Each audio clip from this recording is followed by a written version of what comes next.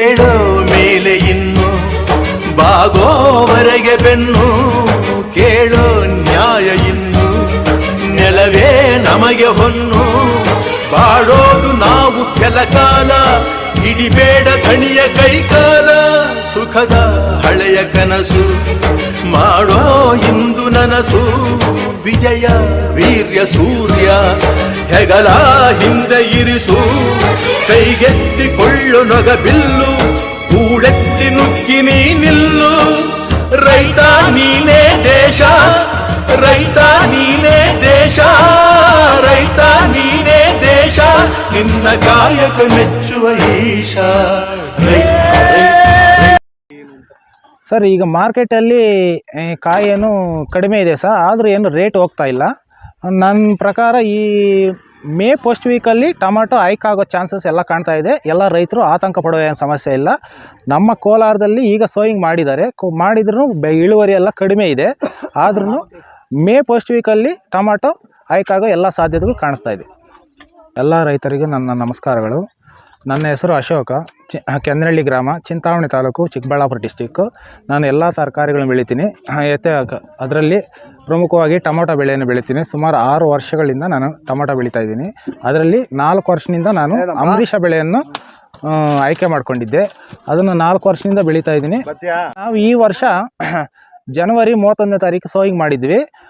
ಸುಮಾರು 24,000 ಸಸಿ ಹಾಕಿದ್ವಿ. ಸುಮಾರು 5 ಎಕರೆಯಲ್ಲಿ ಮಾಡಿದ್ದೀವಿ. ಗಿಡದಿಂದ ಗಿಡಕ್ಕೆ 2-2.25 ಅಡಿ ಇಟ್ಟಿದ್ದೀವಿ. ಬೆಡ್ಡಿಂದ ಬೆಡ್ಡಿಗೆ 5 ಅಡಿ ಇಟ್ಟಿದ್ದೀವಿ ಸರ್. ಒಳ್ಳೆ ಇಳುವರಿ ಬಂದಿದೆ.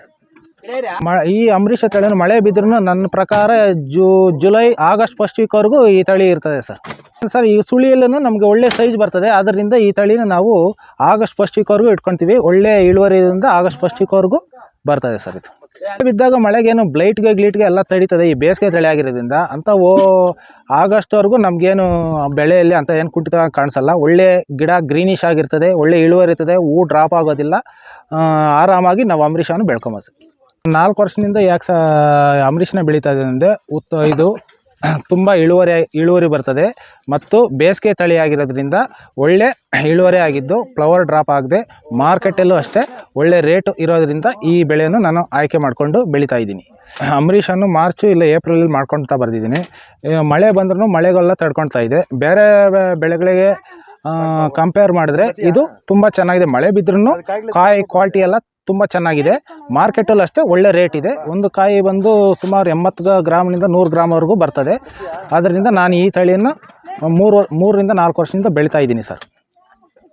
ಬ್ರೀಡು ಅಮರೀಷ ತಳಿಯನ್ನು ಕೋಲಾರದ KN ಪ್ರಕಾಶ್ ಅವ್ರ ಮಂಡಿಗೆ ಹಾಕ್ತೀವಿ ಸರ್. ಒಳ್ಳೆ ರೇಟ್ ಮಾಡ್ಕೊಡ್ತಾ ಇದ್ದೀವಿ ಸರ್. ಲಾಸ್ಟ್ ಇಯರ್ 2,000-2,050 ರೂಪಾಯಿ ಹೋಗಿತ್ತು ಸರ್. ಮಾರ್ಕೆಟಲ್ಲಿಗೂ ಅಮರೀಷಗೂ ಅದಕ್ಕೆ ತುಂಬ ವ್ಯತ್ಯಾಸ ಇದೆ. ಯಾಕಂದರೆ ಕಾಯಿ ಇದು ತುಂಬ ಗಟ್ಟಿ ಇದೆ. ಬೇರೆ ಬೇರೆ ತಳಿಗಳೆಲ್ಲ ತುಂಬ ಮೆತುವಿದ್ದು ಇಳುವರಿ ಕಡಿಮೆ ಆಗಿದ್ದು ಮಾರ್ಕೆಟಲ್ಲಿ ಕೂಡ ರೇಟ್ ಕಡಿಮೆ ಇದೆ. ಇದೀಗ ಅಮರೀಷಗೆ ಹೋಲಿಕೆ ಮಾಡಿದ್ರೆ ಸುಮಾರು 50ರಿಂದ 100 ರೂಪಾಯಿ ಕಡಿಮೆ ಇದೆ.